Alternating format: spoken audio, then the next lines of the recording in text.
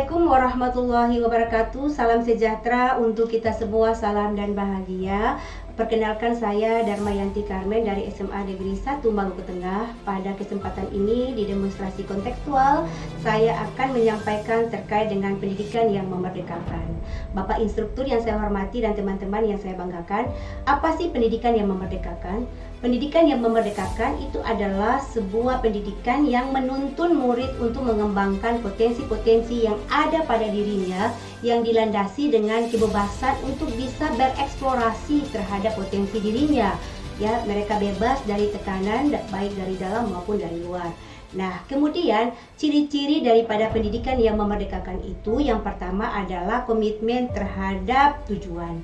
Nah, komitmen terhadap tujuan adalah bahwa Bapak dan Ibu guru harus betul-betul konsisten dan komitmen terhadap tujuan yang memang sudah menjadi tujuannya. Kemudian yang kedua, mandiri terhadap cara. Bagaimana kita bisa mandiri terhadap cara-cara untuk mencapai tujuan tersebut.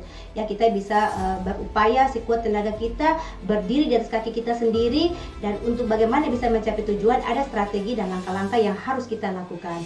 Kemudian yang ketiga itu selalu melakukan refleksi, ya, baik refleksi terhadap diri sendiri, refleksi terhadap murid-murid kita, maupun umpan balik dari rekan-rekan sejawat untuk penyempurnaan apa yang kita lakukan. Nah, seperti itulah yang disebut dengan pendidikan yang memerdekakan.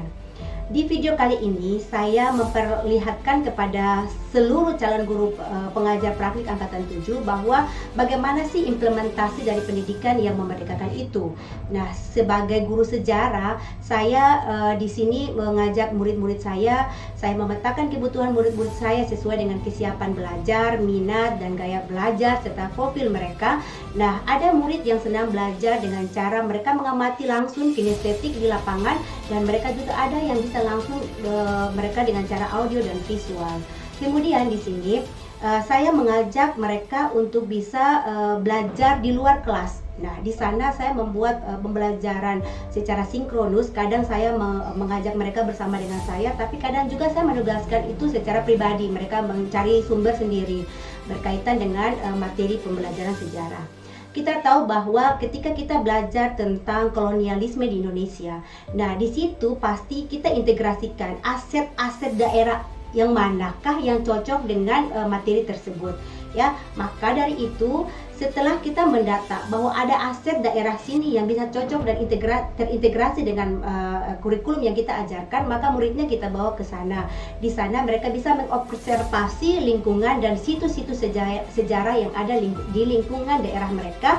Kemudian dari hasil situs-situs sejarah yang mereka tulis dalam bentuk laporan maupun video maupun juga vlog ataupun makalah dan PowerPoint, mereka langsung bisa presentasi atau mereka bisa langsung eksplorasi di media sosial, dan juga mereka bisa mempresentasikan kepada teman-teman mereka di ruang-ruang kelas, ya, seperti tayangan pada saat ini, ya teman-teman. Itu adalah bagian daripada anak-anak saya ketika kemarin mereka melakukan observasi di luar, dan saat ini mereka menyampaikan di depan kelas.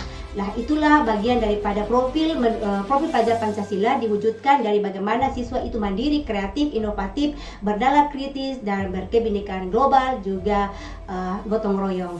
Nah, demikian yang bisa saya sampaikan pada teman-teman semua terkait dengan pendidikan yang memerdekakan. Billahi taufiq wal hidayah. Wassalamualaikum warahmatullahi wabarakatuh. Teruslah bergerak dan menggerakkan untuk mewujudkan hubungan yang bisa memanusiakan manusia.